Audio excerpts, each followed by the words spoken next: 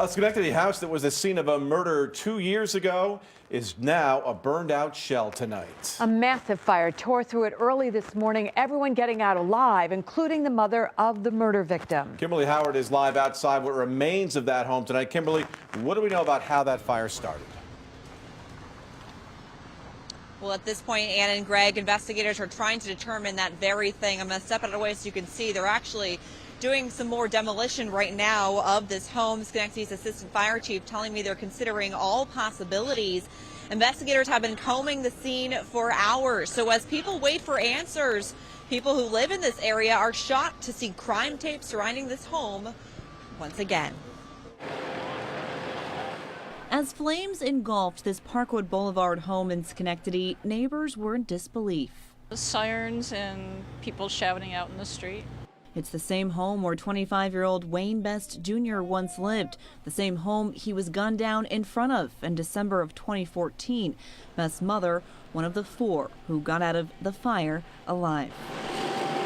Well, it's really sad. I mean, I wanted to find out her name so that maybe we could set up a fund at the bank for people who wanted to help.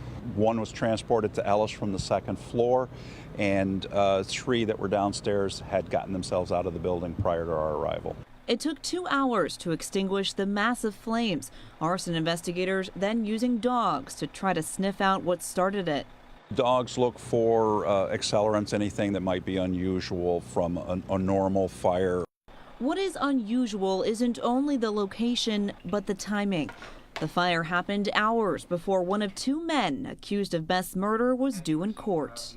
I can only hope that this is just an absolute horrible coincidence. This was like a hydrogen bomb going off this morning before a court appearance for an arraignment. It couldn't have happened at a worse time.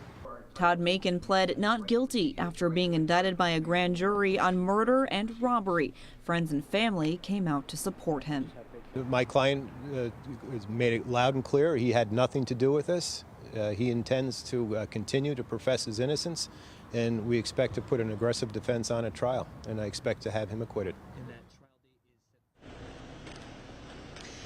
Back out here live, you can see the demolition of this home continues here in Schenectady. Schenectady's mayor is standing by watching as this demolition continues. Macon, meantime, he's due back in court in May. His co-defendant, Christopher Johnson, has already also pleaded not guilty to murder and robbery charges. We're live in Schenectady. Kimberly Howard, CBS 6 News.